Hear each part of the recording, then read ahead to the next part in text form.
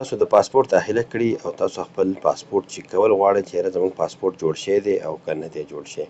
نو دا طریقه درته ښیم چې تاسو به د داخلي نه بعد بیا خپل پاسپورت څنګه چیک کوئ چې زموږ پاسپورت جوړ شوی دی او که نه دی جوړ شوی. پاسپورت چیک کول غواړئ چې یاره زموږ پاسپورت جوړ شوی دی او که نه دی جوړ شوی. نو دا طریقه درته ښیم چې تاسو به د داخلي نه بعد بیا خپل پاسپورت څنګه چیک کوئ چې زموږ پاسپورت جوړ شوی دی او که نه دی جوړ شوی. نو د ټولو نه پیله به تاسو په خپل ګوګل باندې کلیک کړئ او دلته به تاسو ولیکئ پاسپورت ټریکینګ. په دې چې تاسو کلیک کړئ دلته به تاسو سره دا دویم نمبر ویب سایټ شي، په دې به کلیک کړئ.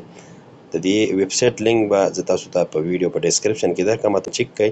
نو په دې کې تاسو په لینک کې پای باندې به کلیک کړئ نو تاسو به ډایرکټ دې ویب سایټ ته بوځي. نو دا ویب سایټ بس تاسو سره داسې کولی شي. داسې چې کولی شو نو تاسو ته چې تاسو ټوکن درکړي، تاسو د پاسپورت داخله کړي نو تاسو ته به ټوکن درکړي، نو د هغه ټوکن نمبر به تاسو په دې کې ولیکئ. داسې په دې کې چې تاسو ولیکئ نو د هغې نه بعد به بیا تاسو په دې اپشن باندې کلیک کړئ.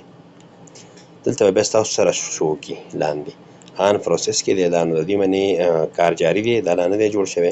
نو کله چې ستاسو پاسپورت جوړ شي نو دلته به بیا ستاسو پاسپورت نمبر تاسو ته هر څه شو کوي.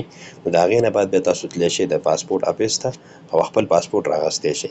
نو دا طریقه ده، په دې طریقه باندې تاسو خپل پاسپورت چیک کولی شئ. چې کله جوړ شوی نو دلته به بیا تاسو ته شو کوي د پاسپورت نمبر او تاسو بیا تللی شئ د پاسپورت آفیس ته او هلته بیا خپل پاسپورت رااخیستی شئ.